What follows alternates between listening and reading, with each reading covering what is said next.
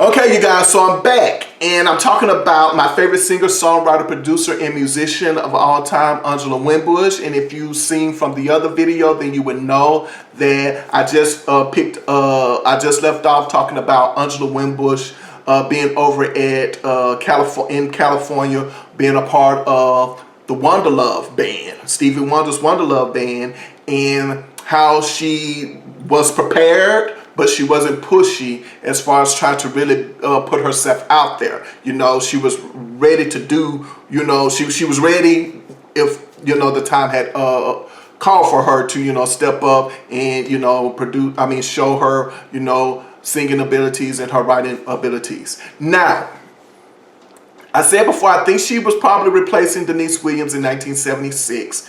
I'm just going to assume that. Now, for what I know about Stevie Wonder at this time, Stevie Wonder does not release any music while Angela Winbush is a background singer for him, depending on how you want to look at it, from 1976 to 1980, or from 1977 to 1980, or however you want to look at it.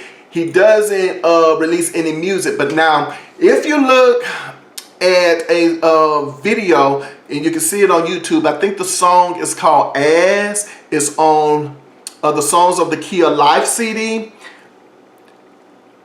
You'll see Angela Winbush in that video in the background singing.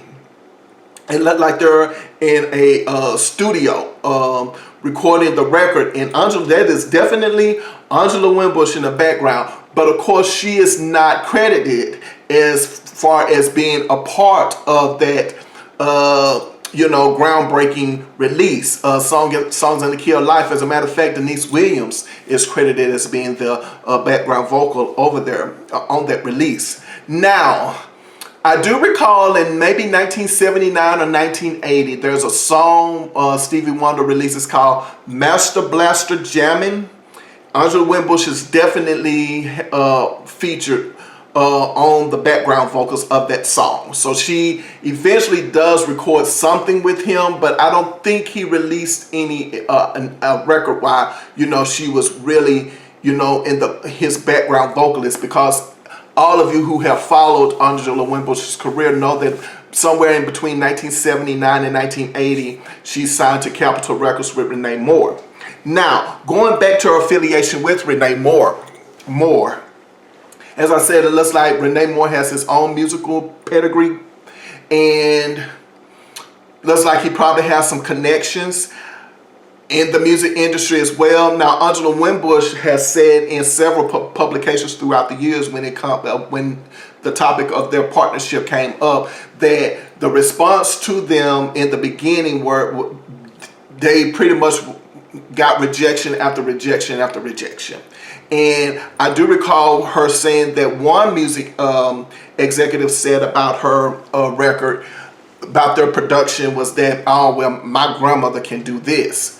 So it didn't look like, I guess, things were going to really turn out for them the way they wanted to, as far as being being in the industry. So it looks like what they probably decided to do was focus on getting their songs to other artists. And in doing so, the first song that they was able to get on an artist record would be a song called Changes off the Lenny Williams Spark of Love CD. I think that record went gold, not the single Changes, but the Spark of Love CD went gold because, of course, off of the single Cause I Love You. So they did that. They're also, I think in 1979, that would be 1978, Lenny Williams. I believe in 1979, they had one of their songs placed on Lamont Dozier's record, Bittersweet. Alton McClain and Destiny recorded, they were the original recorders of the song I've Learned to Respect the Power of Love. Let's talk about that song for a minute. As I was telling you before, Angela Winbush recorded it on her The Real Thing CD. I like the Alton McClain and Destiny's version of I Learned to Respect the Power of Love. It doesn't look like the production strayed away from Stephanie Mills, who made it a #1 hit for 2 weeks in a row in 1985, which would be, I believe, Stephanie Mills' first #1 hit. And she would get about 5 #1 hits over there at MCA Records while she was over there. And two of the 5 #1 hits were from the pen of Angela Winbush. Now, so the versions have changed over time. I do recall in an interview around this time with this record, Angela Winbush saying that she really wanted, her version is probably more how she envisioned the song sounding when she recorded it. But the only thing about the Alton McClain and Destiny version of I Learned to Respect the Power of Love in my book is that it doesn't have that gut-wrenching ending that Stephanie Mills is known for having, as well as Angela Winbush going up those octaves using her 4-octave soprano range at the end of it. That's the only difference. But it looks like Alton McClain definitely has some production skills, some good vocal production skills herself. And I recall, well, they also, Rene and Angela also produced other artists at the time. I'm thinking about a guy by the name of Ronnie McNair. I play this song a lot by Ronnie McNair called Come Be With Me. I just love it. It's a nice groove to it. I really like it a lot. I can see that song being played if I'm just sitting around, lounging around. And back in the day when my mother was playing cards with her friends, this, that, and the other, that could possibly have been one of the songs that were played, you know, at the card while my parents were, you know, playing cards at the table. So I like that song a lot. I always get this song, this group's name mixed up. It's either Tavares or Tavares. It could be Tavares. I'm not quite sure. But anyway, they recorded some music by Rene and Angela at the time. There's another guy by the name of Edmund Silvers. He was probably one of Leon Silvers. I think that was his name. The brother of Leon Silvers. They produced a song called Burning Love. I like Burning Love. It's a good song. And they have other productions that were out as well as the 1980 release of their first title release, 1980. I like the songs. I have some of the songs. This is the Rene and Angela Classic Masters. I'll talk more about this because the first one I got, my music collection has changed over time, but as I have kept saying, that's another story. But anyhow, there was, I believe it was either 1994 or 1996, Capitol Records released a CD called The Best of Rene and Angela Come My Way. So that was the first one that I had, but let's just say something happened to that CD. And I eventually was able to get this one once I started getting my CD collection back together, and I was able to find this one. So they have some good songs on here. Do You Really Love Me, Everything We Do, Turn It Out, and Strangers Again from that 1980s record. And then it looks like they very quickly go into 1981 with the CD Wall to Wall. Now, going back to what Angela had said in the past, that they were not allowed to produce any of their music. I guess people pretty much were okay with them being songwriters, but didn't want to take a chance on them being producers of their music. And I guess at this moment in time, depending on how you look at it, maybe some of the production just really didn't hit, real hard as far as that R&B field. It really looked like they was probably trying to get some pop songs out of them because they were at Capitol Records. And to give you some idea, Natalie Cole was over at Capitol Records. I want to say this other guy. I'm going to see first before I say his name, because he could have been over there, and I'm going to check and see if he was ever at Capitol Records. And the person I'm thinking is Peabo Bryson. I'm wondering if Peabo Bryson had ever been on Capitol Records. That's what I want to know. I don't know why I'm thinking Peabo Bryson was signed to Capitol Records. And he was. Wow, so I was right. See, I told you, I remember, like, I was glued into, you know, music and the television set. So it looks like in 1977, Peabo Bryson is over at Capitol Records. So again, to give you some idea, Peabo Bryson and Nat Nicole is over there. And I guess they were pretty much trying to find whatever field that they could find as far as how they were going to place Angela Winbush in the marketplace. But of course, they ended up having at Capitol Records, I Love You More went to number 14.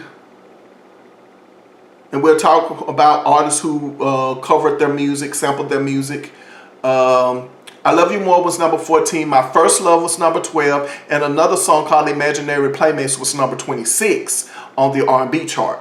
And so that's pretty much looked like their success from 1980 to 1983 as far as on the charts. So they had some success, but not a lot. In 1982, I believe, they got the opportunity to produce for Janet Jackson's first release.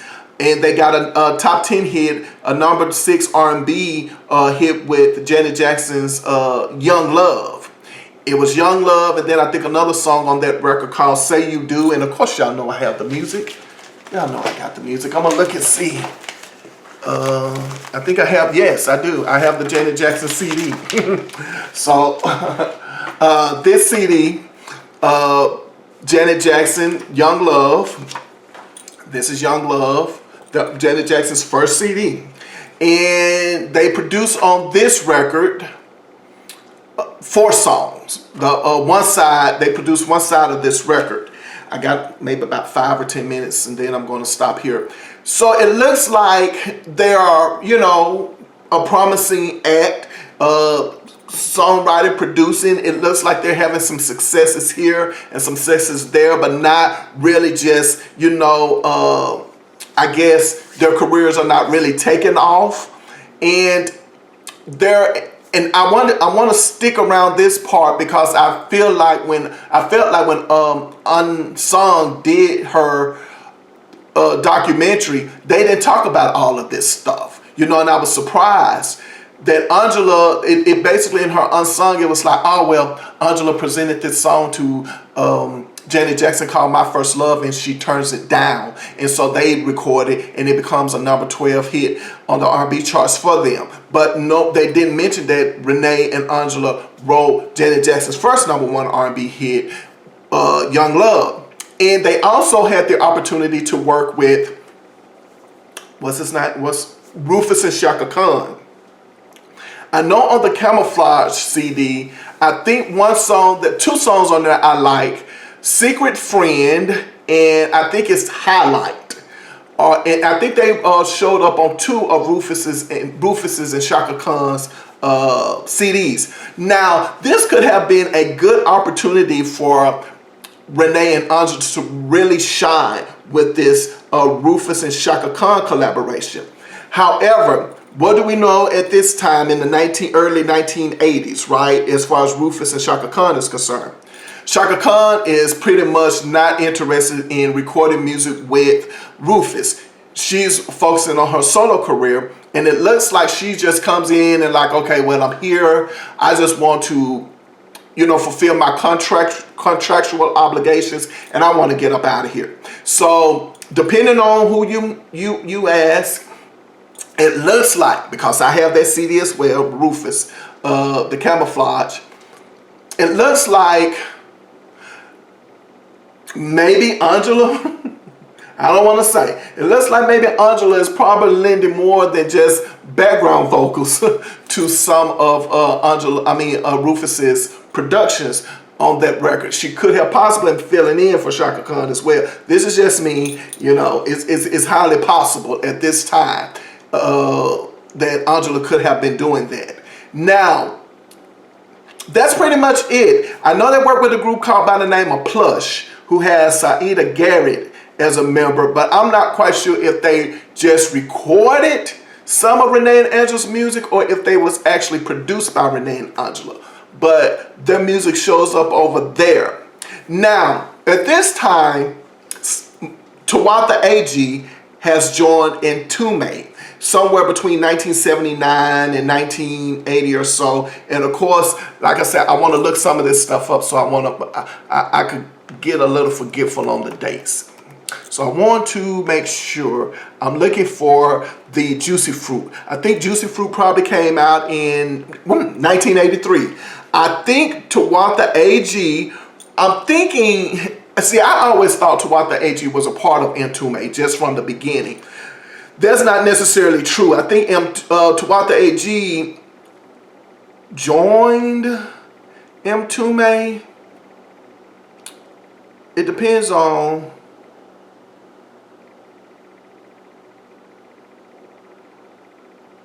No? So, okay. So it could be, yeah.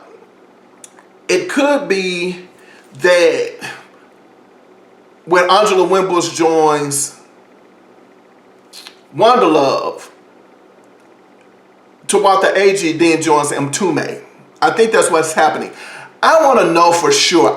Something just keeps telling me that producer who was trying to get them a recording contract was Entombed. I don't know why I keep thinking that. James Entombed. I don't know, but there was definitely somehow or another trying to get this record deal, and some producer was, trying to assist them in doing that. Now, all I know from listening to Tawatha AG in some interviews, I think I recall Tawatha AG saying that how she hooked up with James Entombed is that he remembered her or something like that, or he called her up one day and said, hey, you want to come and work with me on X, Y, and Z, whatever production, and then it just kind of just unfolded over time, and then we have Juicy Fruit, You, Me, and He, and all of that stuff that they're songs that they're known for. Now, depending on who you ask or how you want to look at it, when Angela Winbush and Rene Moore break up musically in 1986. When Angela Winbush releases her Sharp CD in 1987, she said she had been, she wasn't happy for a while, and that she pretty much wanted, and she just kept it to herself.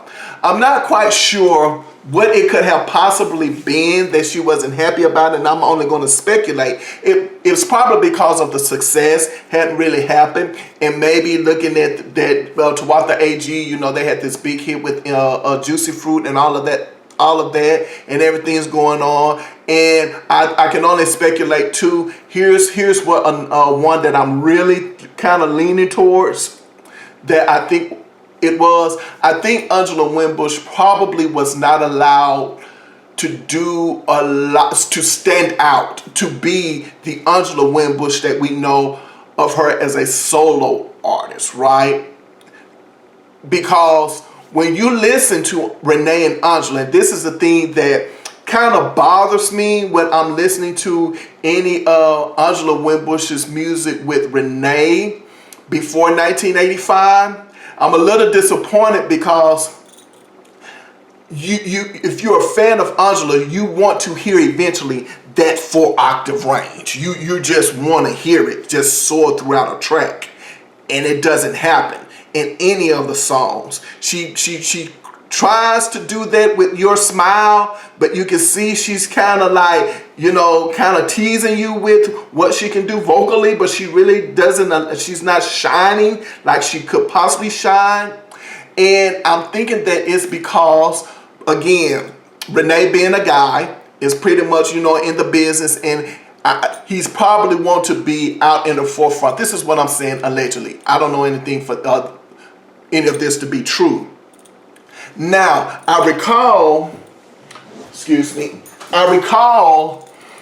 reading an article with Ashford and Simpson, an interview with Ashford and Simpson, and Nick Ashford said this himself. He said, and I was kind of a little shocked by it, but he was like, we can't be Simpson and Ashford. Like, this can't be Valerie and Nick, because if this is Valerie and Nick, then I am not going to be respected, you know, in the industry if you're out in the forefront like this. And from my understanding, Valerie Simpson is a beast on those productions. Like, she is a beast. So I'm not quite sure, you know, if they just didn't want, you know, Valerie Simpson to shine either. That's why I'm relating the two kind of together. I'm thinking that that's probably what happened in the Rene and Angela's count. It was like, hey, you know, what do you probably think you're doing here? You can't outshine me. Now, there's another comment that was made during the time that they had broke up, well, split musically. Rene even said in an interview, he was quoted as saying in an interview that, yeah, she is a better singer than I am, but, you know, I did do my part, you know. And so for him to even say she's a better singer than I am, kind of lets you know, like, what do you mean she's a better singer than you? Do you see? So it could have been, again, it's kind of disappointing, really, vocally, to be an Angela Winbush fan and to hear all of the music that they recorded with. She recorded with Rene Moore before 1985, and she is definitely not trying to, you know, it's kind of like she's just being she's teasing you with it, but she is not, she's not giving you please bring your love back type vocals. She's not giving you angel type vocals. I mean, even when she's singing her upbeat music, I mean her up-tempo music, she is not really giving it to you, but she does in the with the record Street Called Desire. Now, I think this is a good time to start, because I'm thinking that I'm probably maybe 20 minutes into this segment of the Angela Winbush story, the real thing. So what I want to do at this moment in time is to stop and pause. I know it's getting good, so go ahead on and hit that like button, and I'll be right back.